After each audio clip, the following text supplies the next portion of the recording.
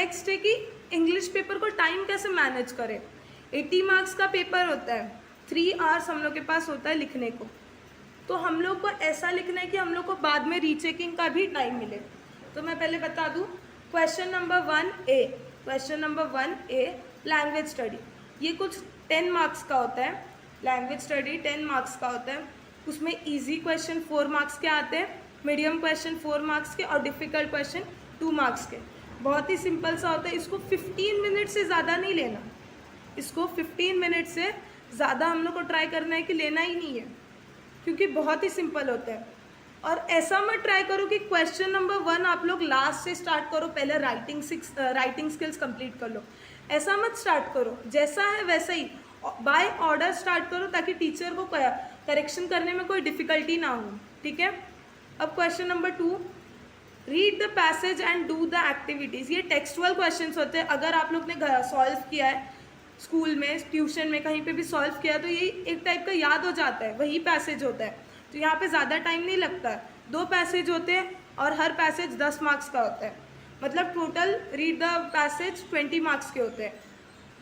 तो हर पैसेज के लिए 15 मिनट लेना है, हर पैसेज के लिए 15 मिनट, कुछ ज़्यादा नहीं होते। 2 ऑब्जेक्टिव टाइप के होते हैं, 2-3, एक स्वमत होता है। स्वमत मतलब ब्रीफ आंसर। ठीक है, ज़्यादा हार्ड नहीं होता, और ये सब तो हो चुका होता है। पैसेज टेक्सचुअल होता है, ये सब हम लोग कर चुके हैं। तो इसको 30 मिनट से ज़्यादा नहीं लेना है। एक टाइम वॉच पहनना ज़रूरी है, एक वॉच पहनना और टाइम देखना ज़रूरी है, वरना एकदम अच्छे हैंड राइटिंग में स्टार्ट कर और पता चला टाइम कहाँ चला ही गया। यहाँ पे 15 मिनट्स कंप्लीट हुआ, लैंग्वेज स्टडी में 15 मिनट्स, पैसेज में 30 मिनट्स। और थर्ड क्वेश्चन नंबर 3 है हम लोग का पोइट्री सेक्शन। यहाँ पे 2 पोइट्रीज देंगे। फर्स्ट पोइट्री का एक्टिविटीज सॉल्व करना होता है और सेकंड पोइट्री का एप्रिसिएशन लिखना होता है। दोनों 5-5 मार्क्स के होते हैं। तो दोनों 5-5 मार्क्स को 10 मिनट्स, हर 5 मार्क्स को 10 मिनट्स हो जाएगा। पोएम के एक्टिविटीज़ बहुत ही सिंपल से होते हैं, बॉक्स में लिखना होता है, सिंपल सा होता है, उसको 10 मिनट्स भी बहुत है। एप्रिसिएशन 5 मार्क्स, उसमें central idea, name of the poem, poet, figure of speech, इतना ही लिखना होता है 5 मार्क्स का। तो उसको भी 10 मिनट्स में कंप्लीट करना है, ट्राई करना है कि 10 मिनट्स में कंप्लीट हो जाए। ठीक है। फिर question number 4, next question number आता है नॉन टेक्सचुअल पैसेज। ये इंपॉर्टेंट है, इसको ज़रा ध्यान से पैसेज सॉल्व करना है। इससे पहले जो ये पैसेजेस है हम लोग कर चुके हैं, तो हम लोग को ये याद सा हो गया है।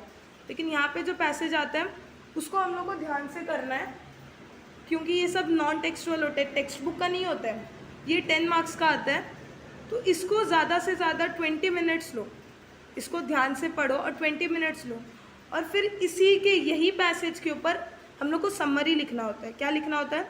समरी लिखना होता है। और समरी 5 मार्क्स का होता है, समरी 5 मार्क्स का होता है। तो इसको समरी लिखने को तो जितना होगा, अगर सपोज 10 लाइन्स का है तो उसको 4-5 लाइन्स में ख़त्म करना है समरी को। ठीक है। तो उसको भी 10 मिनट से ज़्यादा मत लो। ठीक है। तो ये क्या हो गया, कि हम लोग का जो language study, passage, poetry, poem appreciation, non textual passage, summary, इसको लैंग्वेज स्टडी को कितना देना है? 15 मिनट्स देना है। लैंग्वेज स्टडी को 15 मिनट्स देना है, पैसेज को 30 मिनट्स देना है। टोटल हो गया 45 मिनट्स। पोइट्री सेक्शन को 10 मिनट्स 10 मिनट्स, 65 मिनट्स, 1 घंटा 5 मिनट। इसको 20 मिनट्स देना है, 1 घंटा 25 मिनट, और इसको 10 मिनट्स। मतलब टोटल जो हम लोग का प्रोज या पोएम सेक्शन है, ग्रामर सेक्शन है, उसको हम लोग को कंप्लीट करना है 1 आवर 35 मिनट्स में। 1 आवर 35 मिनट्स में। टोटल मार्क्स कितना है इसका? 55 मार्क्स है। टोटल इसके मार्क्स है 55, और हम लोग को टाइम कितना लेना है? 1 आवर 35 मिनट्स। अब नेक्स्ट पार्ट है राइटिंग स्किल्स। राइटिंग स्किल्स में क्वेश्चन नंबर 5 होता है लेटर, जिसमें फॉर्मल और इनफॉर्मल होता है, वो 5 मार्क्स का होता है। तो मैं बोल रही हूँ कि जितने भी राइटिंग स्किल्स है सबको 12 मिनट्स दो। आराम से सोच के, हैंड राइटिंग गंदा ना करके आराम से 12 मिनट्स तक लिखो हर राइटिंग स्किल को, हर लेटर को। यहाँ पे फॉर्मल या इनफॉर्मल में से कोई एक लिखना है। इन्फॉर्मेशन ट्रांसफर, वर्बल से नॉन वर्बल या नॉन वर्बल टू वर्बल, इसको भी 12 मिनट्स दो। सारे 5 मार्क्स के क्वेश्चंस को 12 मिनट्स दो। स्पीच प्रिपेयर करना है या काउंटर व्यू या व्यू लिखना है, वो भी 5 मार्क्स का होता है, उसे भी 12 मिनट्स दो। एक्सपैंड द थीम या रिपोर्ट राइटिंग, इसके बीच में ऑप्शन होता है, ये भी 5 मार्क्स का, उसे भी 12 मिनट्स। डेवलप अ स्टोरी और नरेट द एक्सपीरियंस, यहाँ पे स्टोरी को डेवलप करना है या एक्सपीरियंस नरेट करना है, ये भी 5 मार्क्स का होता है, इसे भी 12 मिनट्स दो। ठीक है, तो कितने टॉपिक्स होते हैं लैंग्वेज राइटिंग स्किल्स के? 1 टॉपिक, 2 टॉपिक, 3, 4, 5 टॉपिक होते हैं total. Total marks writing skills का 25 मार्क्स होता है। तो राइटिंग स्किल्स को हम लोग को राइटिंग स्किल्स को पूरा 1 घंटा दे देना है, राइटिंग स्किल्स को आराम से पूरा 1 घंटा दे देना है। ठीक है, राइटिंग स्किल्स 1 घंटे का हो गया। यहाँ पे प्रोज, पोइट्री, लैंग्वेज, ये कितना हो गया? 1 घंटा 35 मिनट्स, 1 आवर 35 मिनट्स का ये हो गया। तो हम लोग के पास बचा कितना? हम लोग के पास 25 मिनट्स बचा।